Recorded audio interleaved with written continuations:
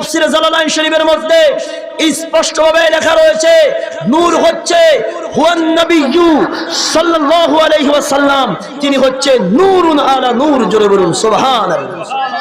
তারা বলে আব্দুল্লাহর পুত্র, সে বলতেছে সে নাকি নবী হয়েছে, কিভাবে সম্ভব? তারা বলতেছে সে তো আমাদের মতোই মানুষ। নাউজুবিল্লাহ বলেন। এজন্য আমার ভাইরা, ঈমান আকীদা ঠিক রাখতে হবে। আল্লাহর প্রিয় নবী তিনি মানুষ 100 বার সত্য, 1 কোটি বার সত্য, কিন্তু তিনি আমার আপনার মতো সাধারণ মানুষ নয়। তিনি হচ্ছে আল্লাহ পাক রব্বুল আলামিন নিজেই বলতেছে, আমার নবী হচ্ছে 6 নম্বর পারা সূরা মাইদা 15 নম্বর আয়াত।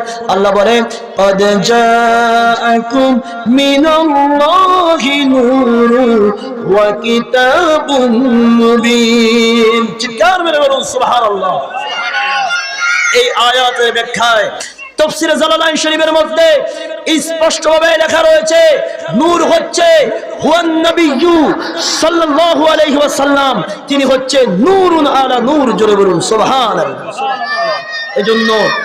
এজন্য আমাদের ঈমান আকীদা, নবী কখনো আমাদের মতো বড় ভাইয়ের মতো, বাবার মতো দোষে গুণে ভরা সাধারণ মানুষ নয়।